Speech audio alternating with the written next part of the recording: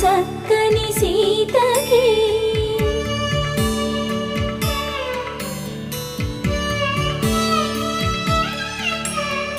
ఎర్ర జాబిలి చేయి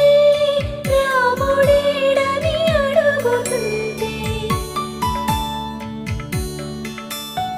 చూడలేదని పెదవి చెప్పే చెప్పలేమని కనులు చెప్పే నల్ల పూసై